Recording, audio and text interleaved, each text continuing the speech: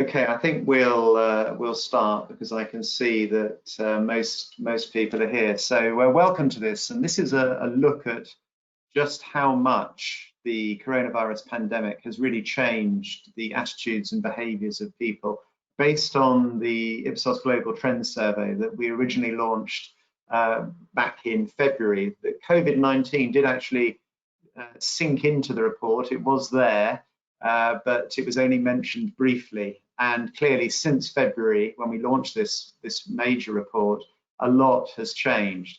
So in terms of what we're looking at, do post questions in chat. If you've got any questions and observations, those will be passed to me. And if something strikes you as really crazy, then please tell us. But in terms of where we're going, I think, we've seen massive changes in human behavior. I mean, most of you will be sitting at home.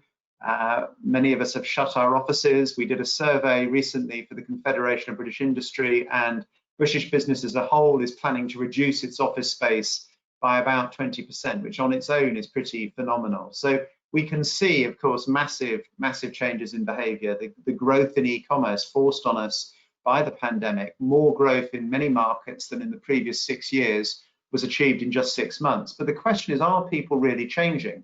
And now the vaccine's here, will we actually suddenly, when it finally gets distributed and most people take it, we can talk about vaccine hesitancy if you want to, but when the vaccine's here and the disease starts to become a distant memory, what will have changed? So this is what we're trying to look at in this. And it's certainly true that there have been a lot of hot takes in the media and elsewhere about how the world of work will change forever. It really has changed the world forever.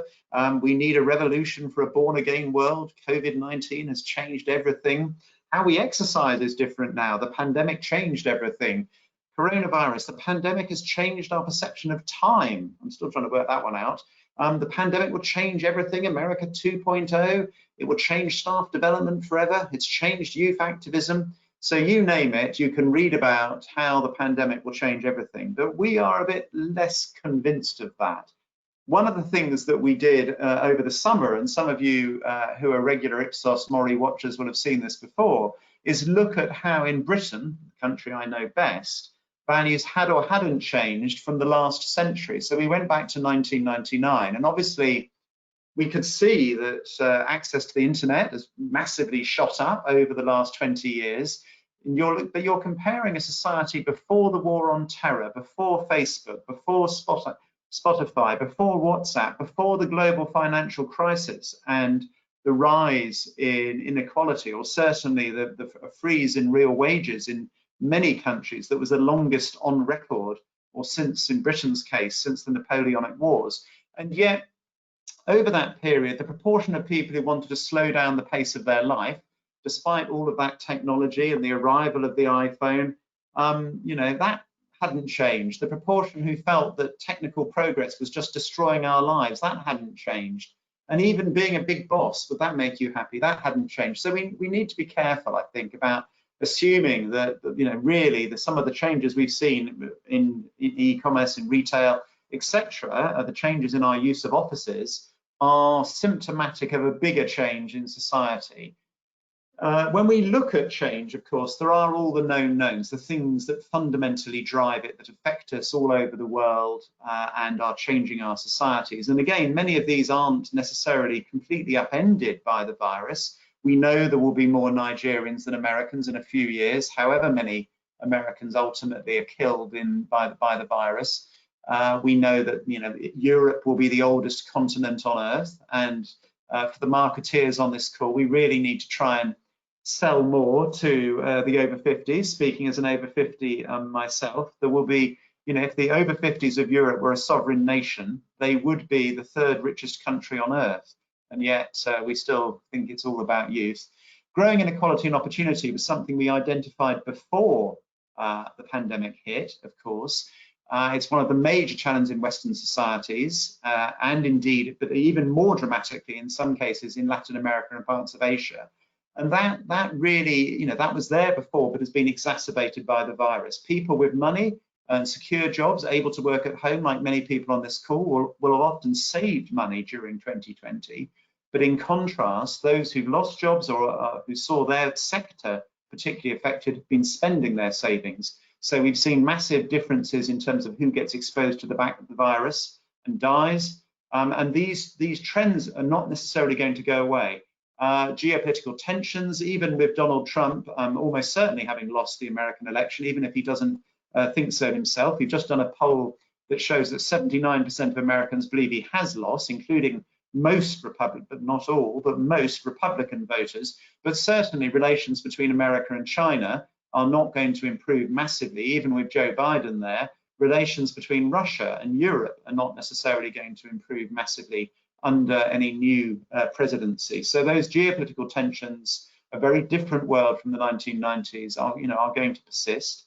The data world, as we've called it, which we're all part of course, in our industries, is just going to keep accelerating. I've been really struck this year by Moore's law being replaced by a new one that shows even faster growth in processing power, and the implications of that and mass storage, and what that will mean for AI finally cutting through in the 2020s with those technological tipping points that, of course, we can all see coming our way. And then the thing that I, being silly, had thought was going to be the big issue this year, the fragile planet and climate change, which, of course, is, we've seen more evidence with Arctic ice forming later than ever, massive releases of methane, and, of course, plenty of fires, floods, etc., and extreme weather events during the year. So those are the knowns in a way. But in terms of our theory of change and what's happening, these are all going on. Human society, of course, then responds, and we can see those signals of change. COVID has been this massive shock to the system. And the question really is, how much have our fundamental values, motivations, and attitudes shifted as a result of COVID-19? Is the world completely different? And to check that, what we've done is choose 7 major markets and to go back to the questions that we looked at in the launch of the survey back in February. There's the website that some of you would have seen with most of the data on. And what we're doing here is just looking at 7 different markets. This is data from October, so it's very recent. And it's just looking at where each market is on our essentials tracker, where we look at how people are feeling in terms of getting ready, how they've adjusted and acclimatized, whether they've restarted or reached a new position. And so the markets we've decided to look at, and we're particularly looking at today, are Italy, France, and Germany. Very different experiences, of course, of the pandemic, with the Germans, probably coming off best. The Italians, really shocked by the first lockdown and the deaths in Lombardy and the scenes that we all saw in April of, army trucks taking away bodies. Those of you who've watched our blindsided video will have seen some of that footage and reactions to it. Those countries there's Britain. We're sort of more, some of us are in the middle of acclimatization. Some in October we're getting ready for the second lockdown. Here's Brazil and America, both experiencing the virus but acclimatizing to it. And then, of course, China, where there are now pool parties in Wuhan and concerts going on. China, in some ways, the most successful country in terms of controlling it, although at the price of civil liberties that most of the other countries on this chart would not tolerate.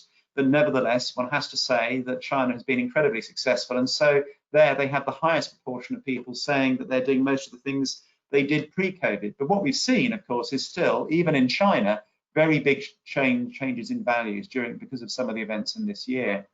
So in terms of global trends, what it does is ask hundreds of questions, which we then sort into 36 values. On this chart, it's very unlikely that if there are 2 values that are a long way apart, that you would find somebody in one individual who shared them both, that had strong faith in capitalism on the left here, but also was very keen on wealth redistribution, or was tired of environmentalism, but also very concerned about climate emergency. And so what you can see are these groups. Many people on this call will probably be sharing some of these values around early adoption, data sharing, perhaps believing capitalism is, despite its faults, one of the best systems, believing in science and medicine, liking technology.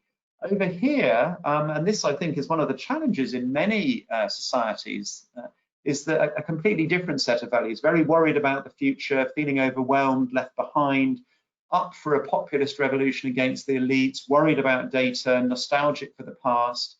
Over here, of course, the values of Mr. Trump, tired of environmentalism, believing that women should know their place and they have a different role than men, believing in his country, right or wrong, make America great again, real world shopping, the values of Bolsonaro, Marine Le Pen, etc.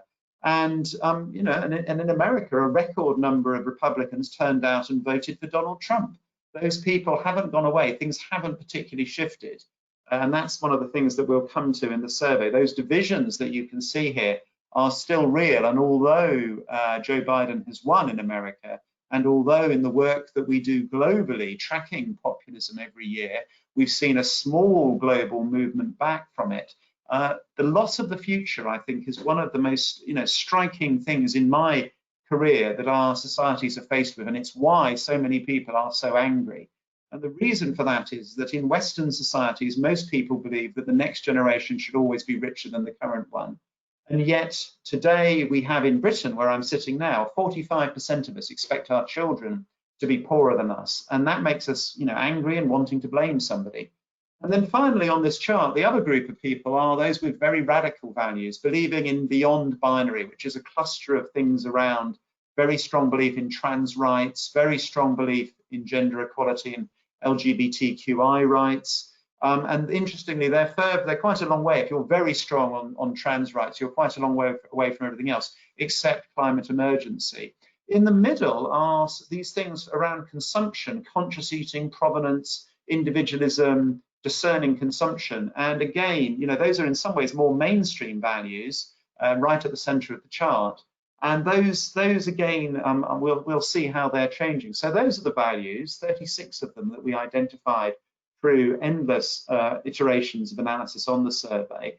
We crunch those into 12 trends, and what we can see now is how these 12 trends are changing. So we've got climate antagonism, those who are concerned about the climate, but also the minority who are very angry and think that too much fuss is being made about it.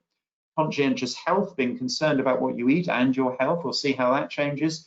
Authenticity is king, so important to the brands on this call that you must, you cannot say one thing and do another thing, and this search for business with purpose.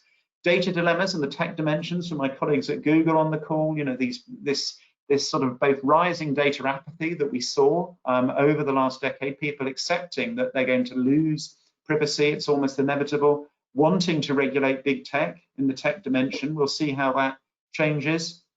And then, of course, peak globalization, even before what has happened this year, which has exposed our supply chains. We had seen many people wanting to, reverse globalization, particularly in the Midwest of America and places like France. And then, of course, a divided world over values, capitalism's turning points, how people react to all this uncertainty, the appeal of nostalgia, and that hasn't changed, actually, hasn't got stronger, but it hasn't gone away either. Similarly, the search for simplicity and meaning, the human condition almost. But again, one of the strongest values that we saw before the pandemic, and again, it hasn't changed. And then choices over healthcare. So where we've seen change, in fact, is particularly focused on these 6 dimensions around brands, around health and healthcare, interestingly around climate, around globalization, and how people are coping with all of this uncertainty and also perceived inequality. So let's have a look at this. And the first thing is on the climate emergency. When we went into lockdown and when the first sort of signs of the virus were clear, our spontaneous tracking of environmental concern fell off a cliff. And the reason for that, and it happened in 2008, is that when people are immediately faced with losing their job, just worried about how they're going to pay the bills, or indeed a deadly respiratory disease that could kill millions of people, at that point, longer term concerns about climate change, of course, fall away. But what's interesting is when you dig below the surface, when you start to talk about the recovery that we might have, or indeed just the threat of climate change, we can see it's absolutely there. So this, in terms of signals that we're observing around the world, it's all going on. IKEA's Buyback Friday, where they're going to buy your old furniture to help with the recycling efforts. The British Medical Association and the Royal College is talking for a tax on beef, meat, but in particular beef. The carbon associated with beef and the attention being focused on that is part of the reason why sausage rolls are now supplemented by vegan sausage rolls at a chain like Greggs in Britain. So now these medics are now calling for meat just to be taxed to stop people eating it, both for carbon and health reasons. And even in America, where Trump has been reversing climate change legislation, the renewables have actually now overtaken coal. And what, climate change was our strongest value. If you look at all of those values mapped by their intensity that we could see, before we went into lockdown, climate emergency was the one that people on the planet were most likely to share. They didn't necessarily agree on solutions, but they agreed it was real. And it was far stronger than the proportion who were also tired of environmentalism. Although you'll notice that 77 and 43, when you add them together, come up to more than 100. And so some of the people who believe in climate change are also tired of people talking about it. But nevertheless, that was the #1 value. And what we've seen is that COVID actually hasn't dented that concern that we've seen rising in many countries like Britain and America and indeed China. If anything, it's gone on rising. So we're heading for environmental disaster unless we change our habits quickly. More and more people agree. They mostly believe that someone else needs to make a change and that business and government can do more than they can, but they are willing to see those changes made. So COVID has not changed climate change concerns. What it has done is make us, of course, in many ways, predictably, more concerned about healthcare, but it hasn't necessarily damaged trust in science. So we can see, of course, all of these signals, micro fashion brands like Burberry offering you stylish masks, people queuing up already in China, even before the Pfizer vaccine was announced yesterday. You've got queues for an experimental vaccine in China, in the city where it's being launched. And Regeneron's share price shoots up after it cured Donald Trump for long enough for him to go back on the campaign trail. So health has moved up the agenda. You can see more people in all of these countries that we've been checking in on saying that they will sacrifice convenience if it means they're going to get healthier products. So people really thinking about what they eat. And there is a chance in the psychological moment, I think, of COVID-19, as people appraise their weight. I certainly have. I'm 6 kilos down in the second lockdown, having put on 6 kilos in the first lockdown. People reappraising their health and their weight, but also their financial position. And I think for a lot of companies, brands, organizations, there is a moment here for people where people are taking stock about their lives. Do I like paying so much money for a mortgage on a flat in the middle of London or in New York or Paris when actually I could live further away possibly? And so health is being considered as part of that general psychological moment. We've seen, interestingly, a fall in faith in vaccines, particularly in America, but also in Italy and in France and in Britain. And whether that's just anxiety about things being rushed to market, we know that most people say they will take the new vaccine when it comes out. But this rising vaccine hesitancy and the strong link between right-wing politics and the anti-vaxxers is really perhaps quite concerning in terms of the rollout of the vaccine and achieving herd immunity. But certainly it's down. But interestingly, of course, we haven't seen a drop in the proportion of people who believe all medical conditions will ultimately be curable. So we're optimistic generally about science. We've seen in many countries rising trust in science. So in all of these markets, more people say actually ultimately the science will work. And although in some countries the politicization of the treatment of the virus has seen some of the individual scientists' credibility affected, overall, I think the long-term trend that we've seen in so many countries of a rising trust in science will keep going. That looks, and where we see existing trends almost accelerated than with the virus, then I think again we can be more confident about it. In terms of brands, doing what you say, saying what you do and doing what you say and being real are absolutely there. We've seen a rise in the proportion of people who say they want to buy brands that reflect their personal values, up from 56 to 72%, where I'm sitting here. And when business is being tested in moments of crisis, people remember how brands behaved.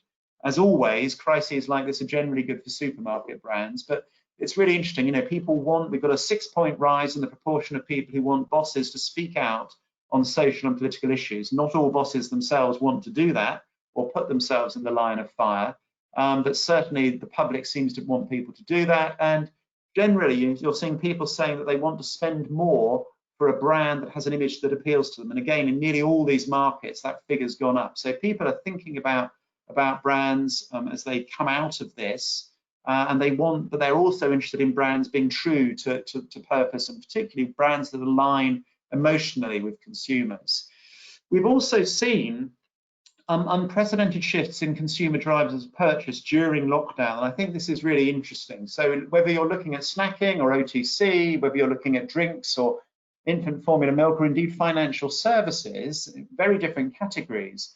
But what's interesting, when my colleague shared this with me, I was thinking, look, gives me peace of mind, a trusted brand, it makes me feel good, understands my needs. Less important here, comes in a wide variety of flavors. So peace of mind, security, it can be shared with friends. And in banking, interestingly, aligned with my principles, the brand has integrity.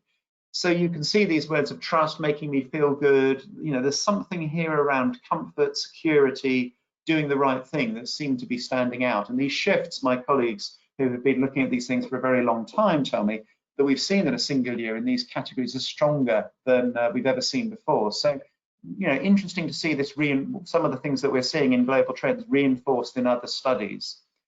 Overall, of course, retail is going through a very difficult moment. E-commerce is up, as I say, more in 6 months than in the previous 6 years in many, many markets.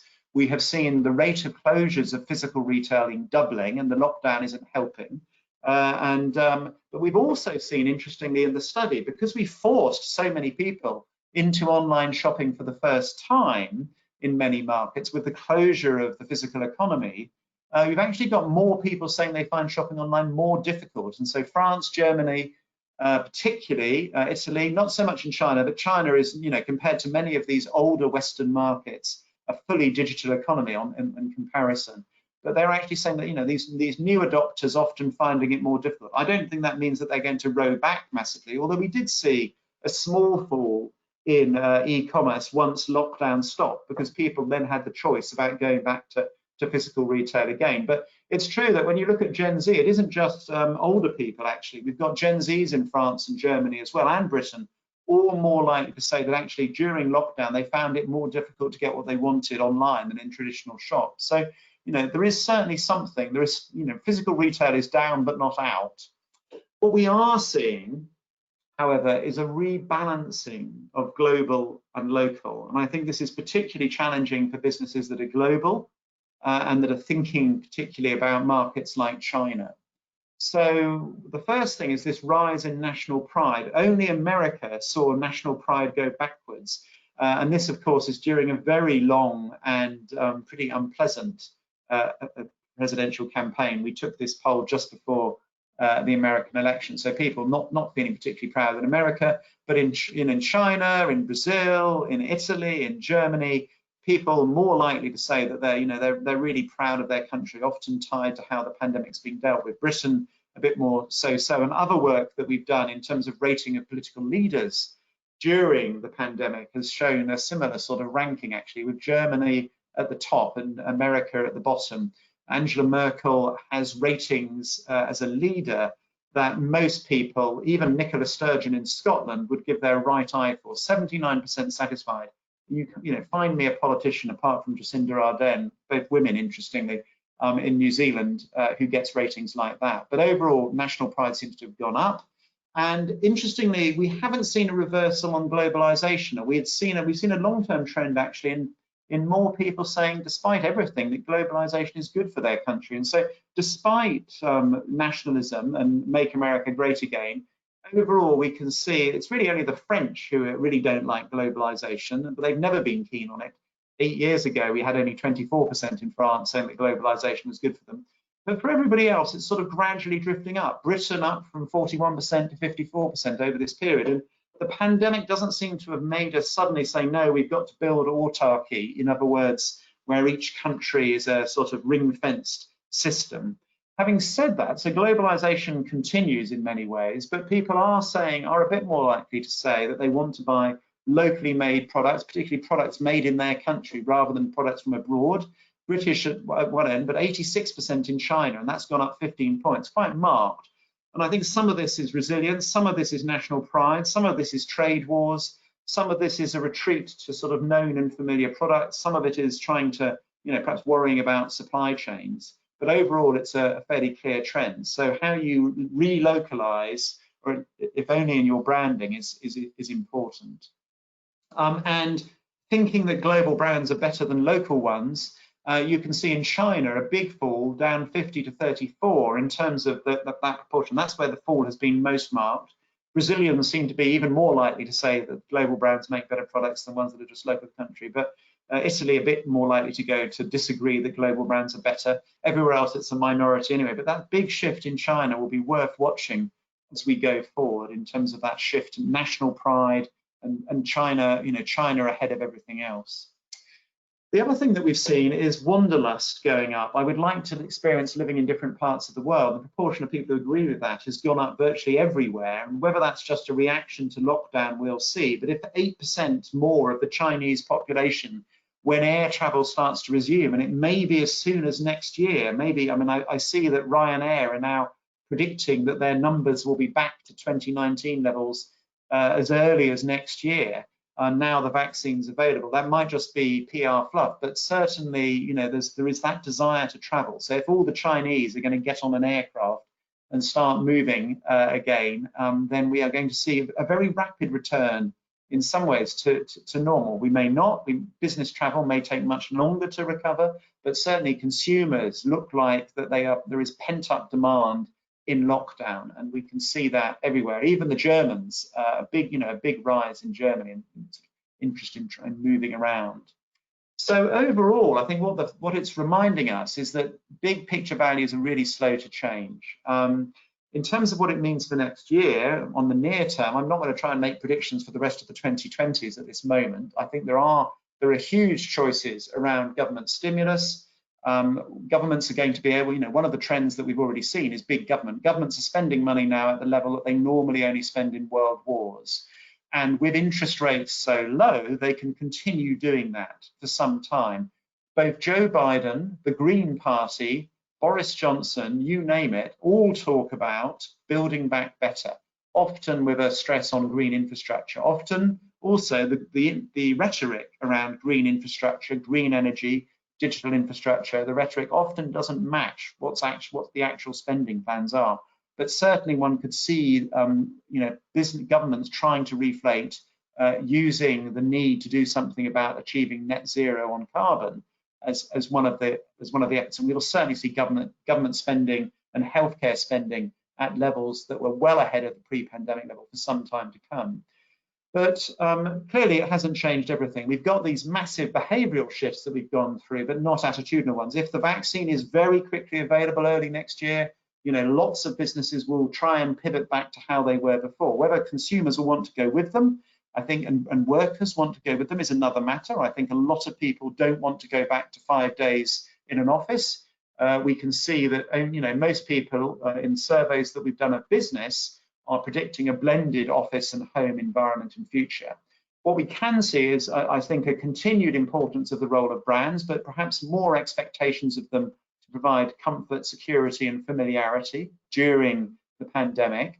Clearly a focus on health and things like nutraceuticals rising very rapidly, people wanting to make sure that they're ready for the virus.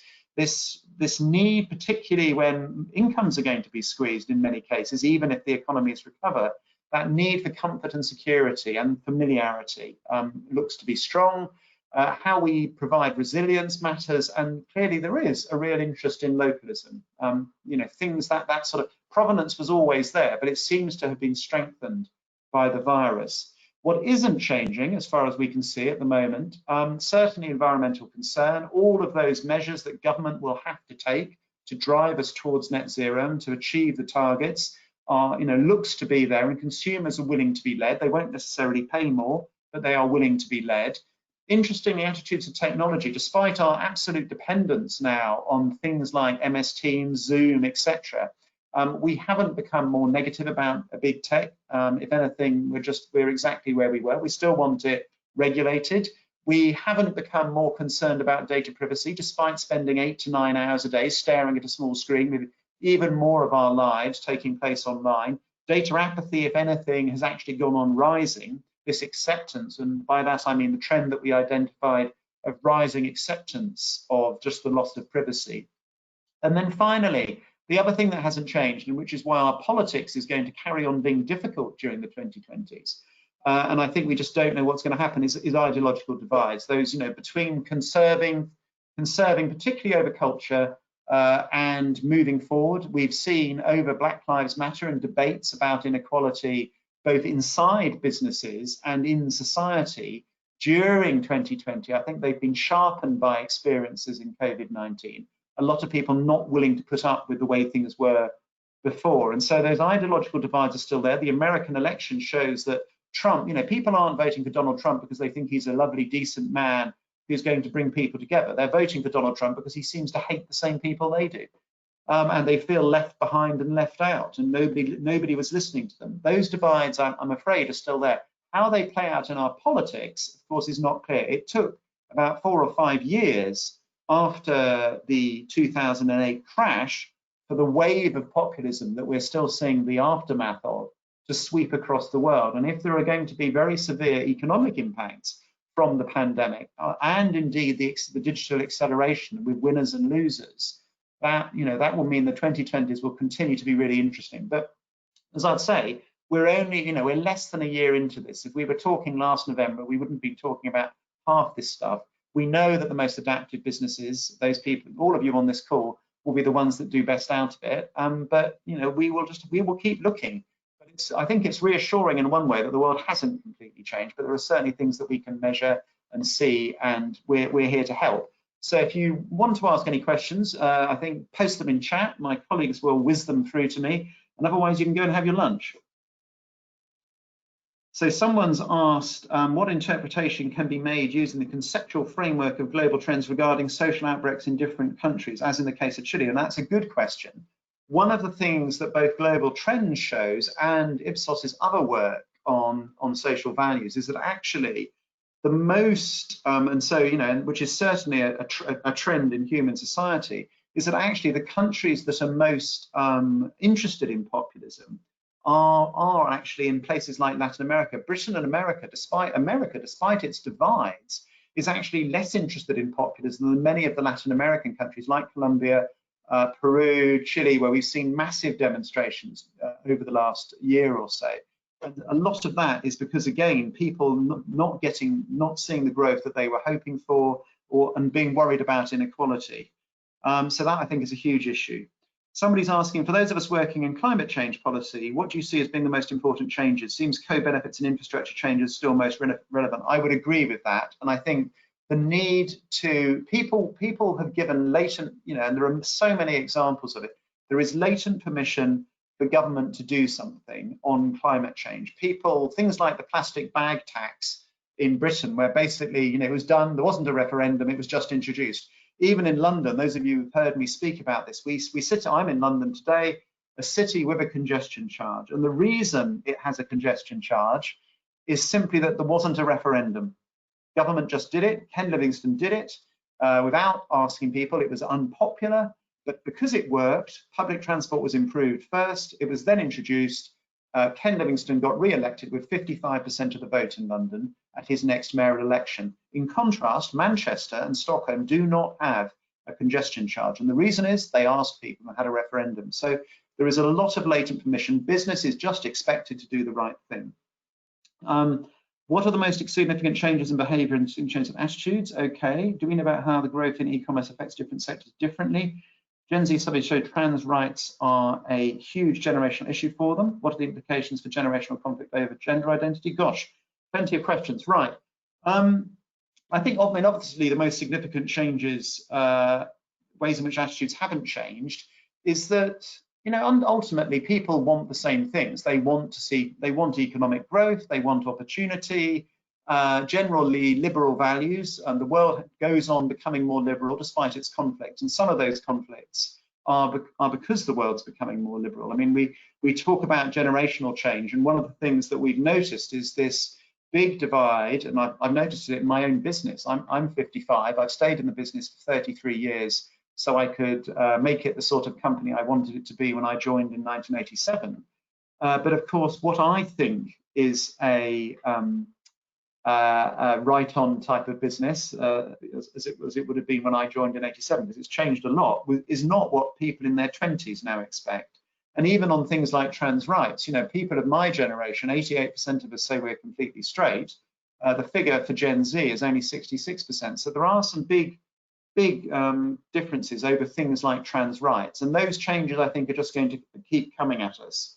What else have we got? On the divide question, regions where political and social divides are large, is it reasonable to think that even recent events won't heal those large global separations? Broadly, yes. And I think at the bottom of many of those divides are questions about the economy, ultimately. Who are the winners and losers, and who in particular in Western societies, and I'll include Latin America in that, who expected endless growth and were told that the middle classes were going to have a great future, and then it hasn't arrived, perhaps because the commodity boom is over, etc. So, you know, that is the fundamental question facing Europe. You know, it's a challenge in Britain, where we're sitting now. All those red wall seats who've lent their votes to Boris Johnson, people who are socially conservative but believe in government doing things for them, believe in very strongly in things like the NHS. You know, when is government going to deliver? Because if it doesn't, people will then become even more attracted to conspiracy theories, which we know quite a lot about at Ipsos MORI, and things like QAnon. And so, you know, yeah, those divides aren't going away, but it's really interesting to see that they are so strong in Latin America. Will there be a net zero fatigue? I think potentially, but I think people buy it. I think the point here is they just want somebody else to do it for them. You know, Britain, in a sense, is many of you will know that Britain is a world leader in dealing with low carbon energy production. We make more of our electricity from renewables than any other country in the OECD. And we did that not by having a referendum or asking consumers if they wanted us to do it. The government decided to do it. It put up electricity prices a bit to subsidize the construction of wind farms. It changed some tax incentives. And then Britain, which is an island with plenty of room for wind farms, particularly at sea, has managed to achieve that. And consumers haven't really had to do anything except pay a bit more for their electricity. And so I think it's those sorts of changes, just, you know, moving to that recyclable packaging, looking at your distribution chain and taking out carbon, looking at your production chain and taking out carbon. People are just expecting that to happen. If you ask them to make a simple choice between economic recovery and protecting the environment, then of course they're split. But there's a lot of latent permission, and people accept carbon. They accept carbon as a key challenge. As I say, it's the one value that continues in this global study to unite the world.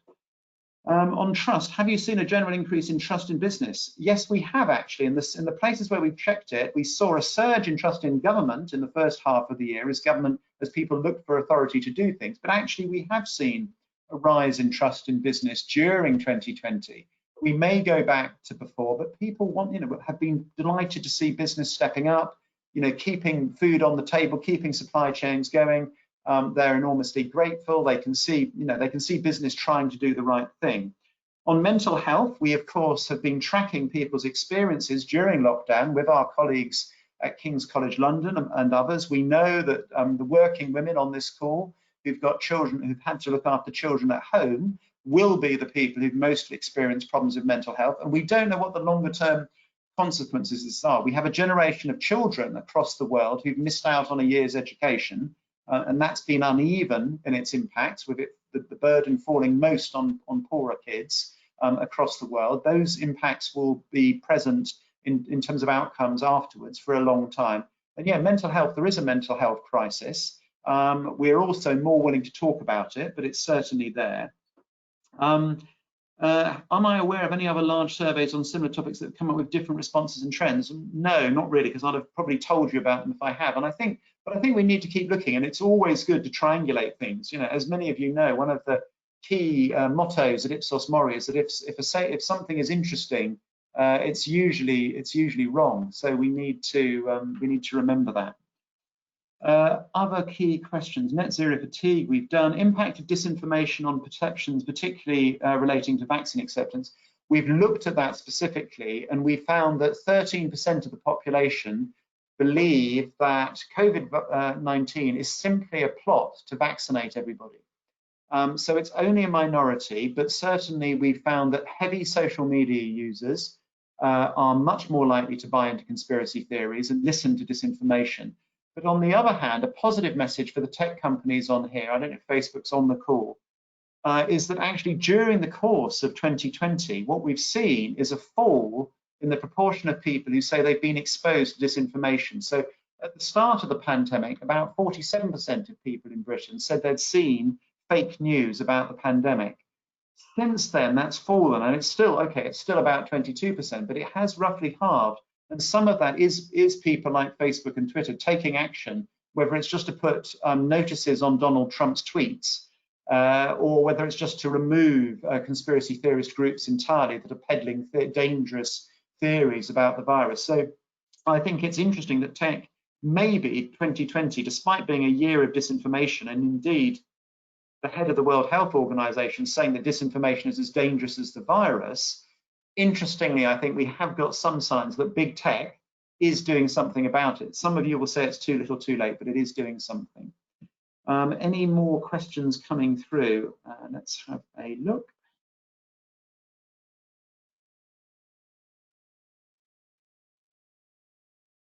Trust in the media. What we've seen on trust in the media is actually, I didn't talk about it today because it's no change. If you're interested, do email me. There's my email address, and I can send you a presentation where we've looked at particularly how attitudes to the media and consumption of the media, which obviously has changed, massive rise in news, but also comedy during lockdown, in massive news and comedy consumption. But actually trust in the media, in a study that we've been running for a long time, shows almost no change in Britain. It's different in a few other countries. Are any of the trends in conflict with each other? Well, I think there's a sort of trend to wanting to just sort of retreat from the world, drink oneself into oblivion, eat lots of comforting food, and then at the same time worrying about health.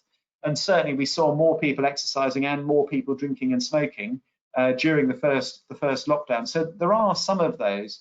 But I think overall, in a way, you could say that people's behaviours seem to be, if anything, getting closer to some of their values, and there's potentially less dissonance. It will be interesting to see, once people are sort of released from lockdowns, whether the say-do gap that we spend a lot of time looking at in our group called Ipsos Green Economy, which looks at consumers and their behaviour and sustainability, and that gap between being very worried about climate change etc., and then continuing to pollute and not really changing habits. But at the same time, ongoing massive growth in interest in plant-based food, so we'll see. On the American election, any comments in relation to the American election? Well, blimey, we could have spent the whole time talking about it. I think the first thing it shows, certainly on polling accuracy, remember you are talking to Britain's most accurate pollster. The British polls last year performed far better than the American polls have. So we were accurate to 0.3% for each party's share of the vote in our pre-election poll in Britain last year, which is far better than any of the American pollsters managed this time. So we may have learned our lessons from 2016.